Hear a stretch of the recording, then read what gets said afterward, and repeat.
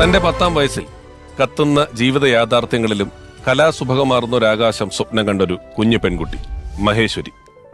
ആടാനും പാടാനും അഭിനയിക്കാനും മിടുക്കിയായിരുന്ന അവൾ തോപ്പിൽ ഭാസി എന്ന നാടകാചാര്യന്റെ പ്രിയപ്പെട്ട ശിഷ്യയായപ്പോൾ കാലം അവളെ സ്വപ്നതുല്യമായ ഒരു അരങ്ങിലേക്ക് കൈപിടിച്ചാനയിച്ചു. KPAC, Kerala peoples arts club. Malayali കണ്ട എക്കാലത്തെയും വലിയ ആ നാടക തറവാട്ടിലൂടെ അവളന്ന് നാടിന്റെ അകമറിഞ്ഞ് നടനമറിഞ്ഞ് മലയാളികളുടെ പ്രിയപ്പെട്ട KPAC ലളിതയായി. ഗോഡ്ഫാദറായ സാക്ഷാൽ തോപ്പിൽ ഭാസിയിൽ നിന്ന് തന്നെ അഭ്രപാളിയിലും ഹരിശ്രീ. 70കൾക്ക് ലളിതയുണ്ട് എന്നായിരുന്നെങ്കിൽ 80കൾ മുതൽ ലളിതയില്ലെങ്കിൽ പറ്റില്ല എന്ന അവസ്ഥയായി.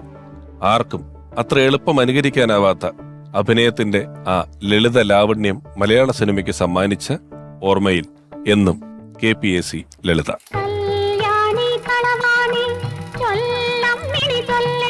ഇതിനകത്തേക്ക് കാലെടുത്ത് കൂത്താൻ ഞാൻ സമ്മതിക്കത്തില്ല. കുറെ നാളായി നിങ്ങൾക്ക് ആനയെ വാങ്ങണം എന്നുള്ള മോഹം തുടങ്ങിയിട്ട്. ആ പെണ്ണിനെ ഇറക്കിടാനുള്ള വഴി എന്താച്ചാ നോക്കൂ. എടാ, നിന്നോട് ആരെടാ പറഞ്ഞ എന്റെ വീട് വാടകയ്ക്ക് കൊടുക്കാനുണ്ടെന്ന്? അത് റാവത്തേടെ മുമ്പിൽ വെച്ച് ഞാൻ സാരിയാണല്ലോ എടുത്തിരിക്കുന്നേ. ഓ, നീ കണ്ണാടി വെച്ചിട്ടില്ല. നീ നാട്ടുകാരെ പറ്റിക്കുന്ന പോലെ ഈ പിള്ളേരെ പറ്റിക്കല് നടക്കത്തില്ല എന്റെ മാമച്ച. തള്ള ചത്തില്ലേ? ഇല്ലടാ നാറി.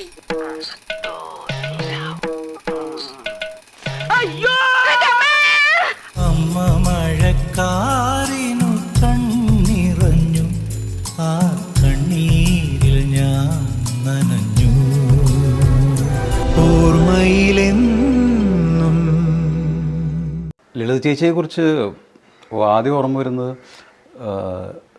സുധി വാൽമീകത്തിലെ ജയൻ്റെ സുധിയുടെ എൻഗേജ്മെൻറ്റ് ഷൂട്ട് ചെയ്യുന്നതാണ്. കാര്യം അതിൻ്റെ ഷൂട്ടിങ്ങിനിടയിലാണ് സിദ്ധാർത്ഥിന് ആക്സിഡൻറ്റ് പറ്റുന്നത്. അപ്പോൾ ചേച്ചിക്ക് എറണാകുളത്ത് വരേണ്ടി വന്നു. അപ്പോൾ ഞങ്ങളുടെ ആ സിനിമയിലെ അവസാന രംഗമാണ് അത്. അപ്പോൾ അത് ചേച്ചി വരാതെ അമ്മയുടെ വേഷമാണ് ചെയ്യുന്നത്. അപ്പോൾ ചേച്ചി വരാതെ നമുക്ക് ഷൂട്ട് ചെയ്യാനും പറ്റില്ല. അപ്പോൾ എന്ത് ചെയ്യണം എന്ന് നമ്മൾ കൺഫ്യൂഷനായി ഷൂട്ടിങ് മാറ്റി വയ്ക്കാം എന്നൊക്കെ വെച്ചിരിക്കുന്ന ദിവസം നാളെ ഷൂട്ടിങ്ങാണ്, ഇന്ന് രാത്രി ചേച്ചി വിളിക്കുക. ചേച്ചി വിളിച്ചിട്ട് പറയുകയാണ് ഞാനിവിടെ വെറുതെ ഇരിക്കുകയാണ് ഹോസ്പിറ്റലിൽ, മകൻ സീരിയസ് ആയിട്ട് എടുക്കുകയാണ് എന്നുള്ളതാണ് അതിൻ്റെ കാര്യം. അപ്പോൾ പക്ഷേ എനിക്കിവിടെ ഒന്നും ചെയ്യാനില്ല, മറ്റേ ഡോക്ടേഴ്സാണല്ലോ. അപ്പോൾ ഞാൻ വരാം, നമ്മുടെ ഷൂട്ടിംഗ് നടക്കട്ടെ, എനിക്കൊരു വണ്ടി അയച്ചാൽ മതി എന്ന് പറഞ്ഞ് ഞങ്ങൾ ഭയങ്കര സംശയത്തിലാണ് വണ്ടി അയക്കുന്നത്. അന്നും ഷൂട്ടിംഗ് നടക്കുമെന്ന് വിചാരിച്ചിട്ടല്ല, ചേച്ചി വരുന്നെങ്കിൽ വരട്ടെ, അപ്പോൾ ചേച്ചിക്ക് ഒരു ചേഞ്ച് ആവും എന്നൊക്കെ വിചാരിച്ചിട്ടാണ് വരുന്നത്. പക്ഷേ ഒരു ഏറ്റവും വലിയൊരു ഗ്രേറ്റ് ആക്ടർ, അവരൊരു മനസാന്നിധ്യം എന്നൊക്കെ പറയുന്നത് ആ സീൻ ആക്ച്വലി ഒരു എൻഗേജ്മെൻറ്റ് എങ്ങനെയാണ് നടക്കുന്നത് എന്ന് ആ ചേച്ചിയാണ് ആ സീൻ കുറേയൊക്കെ കൊറിയോഗ്രാഫി ചെയ്ത് എന്ന് വേണമെങ്കിൽ പറയാം. അപ്പോൾ അതിലൊരു ഡയലോഗുണ്ട്. അപ്പോൾ ചേച്ചി എന്നോട് പറഞ്ഞു, സിദ്ധുവിൻ്റെ എൻഗേജ്മെൻറ്റ് സമയത്ത് അവൻ ചോദിച്ച ചോദ്യമാണ്, ആ സിനിമയിൽ അത് ചോദിക്കുന്നുണ്ട്, ഇത് ഏത് വരെല്ലാം മോതിരിടുക. അപ്പം അമ്മ പറഞ്ഞു കൊടുക്കുന്നുണ്ട്. അത് ചേച്ചി പറഞ്ഞ ഡയലോഗ്, അങ്ങനെ പറഞ്ഞ് ഡയലോഗ് ചേർത്തതാണത്. അപ്പം അതുപോലുള്ള കമ്മിറ്റ്മെൻറ്റ് എനിക്കറിയില്ല അത് എത്ര പേർക്കുണ്ടാവും. അതെനിക്കൊണ്ട് ഒരുപാട് വർഷങ്ങളായി സിനിമ അല്ലെങ്കിൽ അഭിനയം അതിൻ്റെ ഒരു തപസ്സിലൂടെ കടന്നുപോയ അവർക്കൊക്കെയാണ് അത്തരം കാര്യങ്ങൾ ചെയ്യാൻ പറ്റുക. ലളിത ചേച്ചി എൻ്റെ സിനിമകളിലെ അവിഭാജ്യ ഘടകമായിരുന്നു. എൻ്റെ സിനിമ എന്ന് പറയുമ്പോൾ തന്നെ ലളിത ചേച്ചി, മാമുക്കോയ, ഇന്നസെൻ്റ് ഇവരൊന്നും ഇല്ലാത്ത പടങ്ങളെ പറ്റി പലപ്പോഴും ഞാൻ ആലോചിക്കാറില്ല. ചേച്ചി തന്നെ പറഞ്ഞിട്ടുള്ളത് ഭരതേട്ടനൊക്കെ കൂടുതൽ ചേച്ചി അഭിനയിച്ചിട്ടുള്ള എൻ്റെ സിനിമകളിലാണെന്നാണ്. എനിക്ക് ഒരു വൈകാരികമായിട്ട് തോന്നുന്ന ഒരു സന്തോഷം എന്ന് പറയുന്നത് 2 തവണ അഭിനയം നിർത്തിപ്പോയിട്ടും ചേച്ചിയെ അഭിനയ രംഗത്തേക്ക് കൊണ്ടുവരാൻ എനിക്ക് സാധിച്ചു എന്നുള്ളതാണ്. അതെൻ്റെ ഒരു ഭാഗ്യമായിട്ടാണ് ഞാൻ കണക്കാക്കുന്നത്. ആദ്യം ഭരതേട്ടനെ കല്യാണം കഴിച്ചതിന് ശേഷം ഇനി സിനിമാ രംഗത്തേക്കില്ല, കുടുംബജീവിതത്തിലേക്ക് പോവുകയാണ് എന്ന് പറഞ്ഞ് ചേച്ചി പിന്മാറിയ സമയത്ത് അന്ന് ഞാൻ അടുത്തടുത്തൊരു സിനിമ പ്ലാൻ ചെയ്തു. അന്ന് അത് തിലകനും ചേച്ചിയും സുകുമാരി ചേച്ചിയും കരമനും അങ്ങനെ 4 പേരായിട്ട് ഒരു ടീമാണ് ആ പടത്തിലുണ്ടായിരുന്നത്. ആദ്യകാലത്താണ്. അപ്പം ലളിതേച്ചി സിനിമയിൽ അഭിനയിക്കുന്നില്ല. അപ്പോൾ ഞാൻ ജോൺ പോളിൻ്റെ അടുത്ത് പറഞ്ഞു, ഭരതേട്ടനെ സ്വാധീനിച്ചിട്ട് നമുക്ക് അത് സാധിക്കാം, ഒരു സിനിമയിലെങ്കിലും അഭിനയിക്കുമെന്ന് പറഞ്ഞ് വരുത്താൻ പറ്റുമോ. അങ്ങനെ ഭരതേട്ടൻ നിർബന്ധിച്ചിട്ടാണ് അടുത്തടുത്ത് എന്നുള്ള സിനിമയിൽ ചേച്ചി വന്നത്. പിന്നെ തുടർച്ചയായിട്ട് ചേച്ചി അഭിനയിക്കേണ്ടി വന്നു. അതുപോലെ തന്നെ അതിനേക്കാൾ തീവ്രമായൊരു ദുഃഖത്തോടു കൂടിയിട്ടാണ് ഭരതേട്ടൻ്റെ വിയോഗത്തിന് ശേഷം ഞാൻ ഈ അഭിനയ രംഗത്തേക്ക് ഇല്ല എന്ന് പറഞ്ഞിട്ട് ചേച്ചി മാറി നിൽക്കുകയായിരുന്നു. അപ്പോഴാണ് ഞാൻ വീണ്ടും ചില വീട്ടുകാരെങ്കിൽ എന്നുള്ള സിനിമ പ്ലാൻ ചെയ്യുന്നത്. അപ്പോൾ അതിൽ ശരിക്കും പറഞ്ഞാൽ തിലകനും ലളിത ചേച്ചിയും വളരെ മസ്റ്റാണ്. അവരില്ലെങ്കിൽ എനിക്ക് ആ സിനിമ ആലോചിക്കാൻ പറ്റും വയ്യ. അപ്പോൾ ചേച്ചി വരുന്നില്ല, ഞാൻ വിളിച്ചു നോക്കി വരുന്നില്ല എന്ന് പറഞ്ഞു. സത്യ, എനിക്ക് അവിടെ നിന്ന് വന്നാൽ ഭരതേട്ടൻ്റെ കൂട്ടുകാരെയൊക്കെ കാണേണ്ടി വരും, എനിക്ക് പറ്റില്ല എന്ന് പറഞ്ഞ് ചേച്ചി വളരെ വിഷമത്തോടു കൂടി മാറിയിരിക്കുകയായിരുന്നു. അന്ന് PV ഗംഗാധരനും ഞാനും കൂടിയിട്ട് ശ്രീകുട്ടീനെയും സിദ്ധാർത്ഥ ഭരതനെയും, അവർ കുട്ടികളാണ്, അവരെ സ്വാധീനിച്ചിട്ട് അവരുടെ നിർബന്ധത്തോട് കൂടിയിട്ടാണ് ചേച്ചി വരണം എന്ന് പറഞ്ഞിട്ട് വീണ്ടും ചില വീട്ടുകാര്യങ്ങളിലൂടെ അഭിനയ രംഗത്തേക്ക് വരാൻ സാധിച്ചത്. അത് പലപ്പോഴും ചേച്ചി ചില വേദികളിലൊക്കെ പറയുന്നത് ഞാൻ കേട്ടിട്ടുണ്ട്. ഇപ്പോൾ എൻ്റെ ഒരു വലിയ പ്രോബ്ലം എന്ന് വെച്ചാൽ, ഒരു സിനിമ, ഞാൻ പുതിയ സിനിമ പ്ലാൻ ചെയ്തുകൊണ്ടിരിക്കുന്നത് അതിൻ്റെ എഴുത്തിലാണ്. അപ്പോൾ ഒരു വലിയ പ്രശ്നം ഈ കഥാപാത്രങ്ങളുടെ മുഖങ്ങൾ തെളിയുന്നില്ല എന്നുള്ളതാണ്. അതായത് സെൻട്രൽ ക്യാരക്ടേഴ്സ് കഴിഞ്ഞപ്പോൾ മോഹൻലാലാണ് അടുത്ത സിനിമയിൽ അഭിനയിക്കുന്നത്. മോഹൻലാലിൻ്റെ അല്ലെങ്കിൽ നായികയുടെ കഴിഞ്ഞാൽ മറ്റ് കഥാപാത്രങ്ങളെ പറ്റി എഴുതുമ്പോൾ പണ്ടാണെങ്കിൽ ഇത് ലളിത ചേച്ചി, ഇത് ഇന്നസെന്റ്, ഇത് ഒടുവിൽ എന്നൊക്കെ പറഞ്ഞിട്ട് എനിക്ക് പെട്ടെന്ന് മുഖങ്ങൾ കാണുമായിരുന്നു എഴുതുന്നതിന് മുമ്പ്. ഇപ്പോൾ അങ്ങനെ ഒരു മുഖങ്ങൾ കാണാൻ പറ്റാതായ ഒരു സങ്കടമുണ്ട്.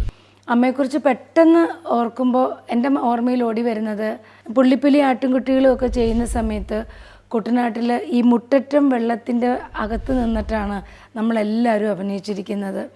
അപ്പോൾ അമ്മയുടെ പ്രായമോ അല്ലെന്നുണ്ടെങ്കിൽ അമ്മയ്ക്ക് കുറച്ച് ശാരീരികമായ അസ്വസ്ഥതകളൊക്കെ അപ്പോൾ ഉണ്ട്.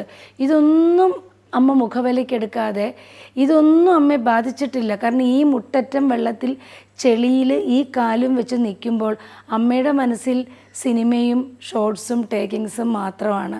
കാരണം അത്രയും ഡെഡിക്കേറ്റഡ് ആയിട്ട് സിനിമയെ ശരിക്കും പറഞ്ഞാൽ സിനിമയ്ക്ക് വേണ്ടി മാത്രം ജീവിച്ച് ഇവിടുന്ന് കടന്നുപോയ ആളാണ് ലളിതാമ്മ.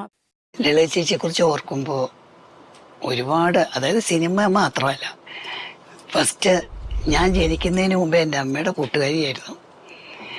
ഞാൻ ജനിച്ചപ്പോൾ ആദ്യമായി സ്വർണവും തേനും അരച്ച് തന്നത് ലളിത ചേച്ചിയാണ്.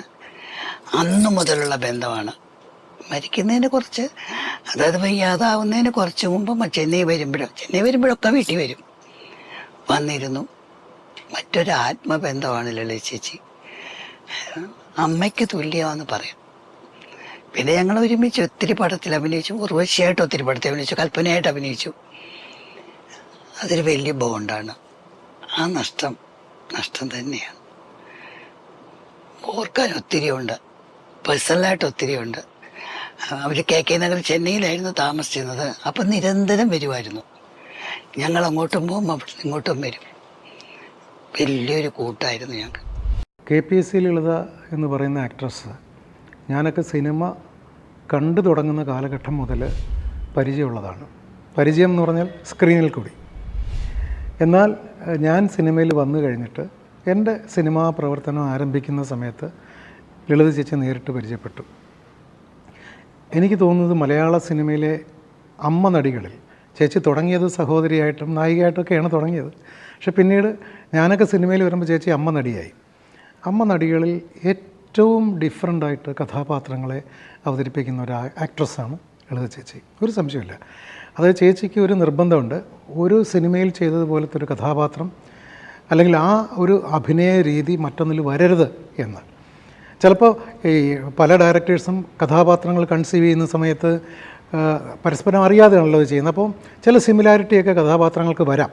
വസ്ത്രധാരണത്തിൽ വരാം, മാനറിസത്തിൽ വരാം, സ്വഭാവത്തിൽ വരാം, ഒക്കെ വരാം. പക്ഷേ ചേച്ചി വളരെ ബുദ്ധിപൂർവ്വം അത് മനസ്സിലാക്കിക്കൊണ്ട് തന്നെ ചേച്ചിയുടെ ഒരു സ്വന്തം ശൈലി ആ കഥാപാത്രത്തിൽ കൊണ്ടുവരാൻ ശ്രമിക്കാറുണ്ട്. എൻ്റെ പല സിനിമകളിലും ഒരു നിറസാന്നിധ്യമായിരുന്നു ലളിത ചേച്ചി എന്നുള്ള കാര്യത്തിൽ ഒരു സംശയമില്ല. കടിഞ്ഞൂൽ കല്യാണം ചേച്ചിക്ക് ആ വർഷത്തെ state award best supporting actress കിട്ടി. പിന്നെ സ്വപ്നം കൊണ്ട് തുലാഭാരം, പിന്നെ കഥാനായകൻ, ഒരു സ്മോൾ ഫാമിലി, അങ്ങനെ പല സിനിമകളിലും ചേച്ചി ഉണ്ടായിരുന്നു. സ്വപ്ന ലോകത്തെ ബാലഭാസ്കരൻ, അതിനകത്ത് ഒരു ഗഡിലം ക്യാരക്ടറാണ് ചേച്ചി ചെയ്തിരുന്നത്. അപ്പോൾ കഥ ചിന്തിക്കുമ്പോൾ നമുക്ക് ചിലരെ നിർബന്ധമായിട്ടും വേണമെന്ന് തോന്നും. അതാണ് ലളിത ചേച്ചിയുടെ പ്രത്യേകത. തീർച്ചയായിട്ടും മലയാള സിനിമയിൽ ഒരുപാട് വർഷങ്ങൾ നിറഞ്ഞു നിന്നിരുന്ന ഒരു അത്യപൂർവമായ ഒരു കലാകാരി തന്നെയാണ് ലളിത ചേച്ചി. പിന്നെ ഒരു അമ്മ കഥാപാത്രം ലീഡ് ചെയ്യുന്ന സിനിമ, അത്തരം സിനിമകൾ വളരെ അപൂർവമായിരിക്കും. അങ്ങനെ ഒന്നാണ് ആദ്യത്തെ കൺമണി. അപ്പോൾ ആ കഥ ചർച്ച ചെയ്യുന്ന സമയത്തും റാഫി മെക്കാട്ടിനും എനിക്കും വളരെ നിർബന്ധമായിരുന്നു ആ സെൻട്രൽ ക്യാരക്ടർ ലളിത ചേച്ചി തന്നെ വേണം. കാരണം ആ ഒരു ഡോമിനേഷനിലേക്ക് എത്താൻ ശബ്ദം കൊണ്ടും മുഖം കൊണ്ടും ചലനം കൊണ്ടും ഒക്കെ എത്താൻ ലളിത ചേച്ചിക്ക് മാത്രമേ പറ്റത്തുള്ളൂ.